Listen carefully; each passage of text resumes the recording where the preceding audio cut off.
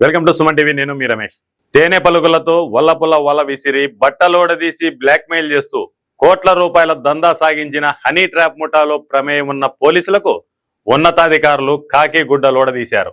అనంతపురం జిల్లాలో కలకలం రేపిన honey trap కేసులో పోలీసు ఉన్నతాధికారులు సంచలన నిర్ణయం తీసుకున్నారు. హనీ ట్రాప్ ముఠాకి సహకరించి వారితో కుమ్మక్కైనట్లు విచారణలో వెలుగు చూడడంతో ఒక సిఐ, ఒక హెడ్ కానిస్టేబుల్, 2 కానిస్టేబుళ్లను సర్వీస్ నుంచి తొలగించారు. Raptadu CI Sriharsha, Anantapur rural head constable Giri, constable Durga Prasad, Itukalapalli constable Devalan నాయకులను సర్వీస్ నుంచి రిమూవ్ చేస్తూ ఉన్నతాధికారులు ఆదేశాలు జారీ చేశారు. అంతేకాకుండా ఈ కేసులో ప్రమేయం ఉన్న Anantapur rural SI Rambabu, constable Devendra, Jayaram నాయకులపై సస్పెన్షన్ వేటు పడింది.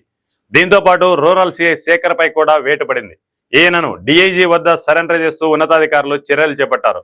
హనీ ట్రాప్ వ్యవహారం రాప్తాడు, ఇటుకలపల్లి, అనంతపురం రూరల్ పోలీస్ స్టేషన్ల పరిధిలో చోటు చేసుకుంది.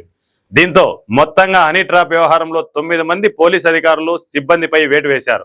ప్రత్యేకించి హనీ ట్రాప్ కేసులో పోలీసుల ప్రమేయంలో ఉన్న తీవ్రతను బట్టి అధికారులు వేటు వేస్తూ వచ్చారు.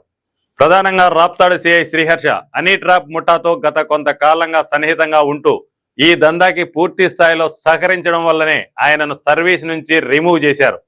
ఈయనతో పాటు ఒక హెడ్ కానిస్టేబుల్, 2 కానిస్టేబుళ్లను సర్వీస్ నుంచి తొలగించారు. పోలీసుల ప్రతిష్టను నిలుపుకునే దిశలోనే తీవ్రమైన చర్యలు చేపట్టారన్న చర్చ సాగుతోంది.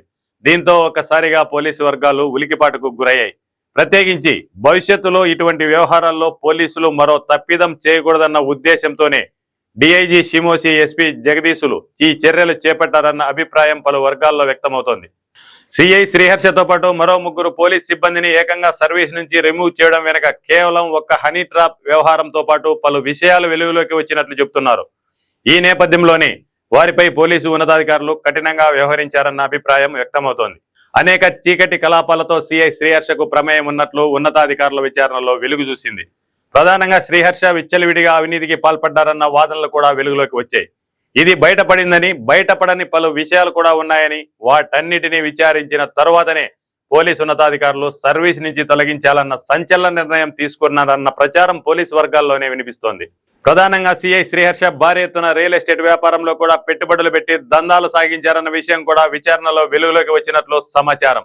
గతంలో సిఐ శ్రీహర్ష పనిచేసిన ప్రాంతాల్లో కొందరు రియల్టర్లతో ఆయనకున్న సంబంధాలపై ఉన్నతాధికారులు ఆరాధిస్తున్నారు. ఆయనకున్న బ్యాంకు లావాదేవీలు, ఇతర ఆర్థిక వ్యవహారాలపైన కూడా విచారిస్తున్నట్లు సమాచారం.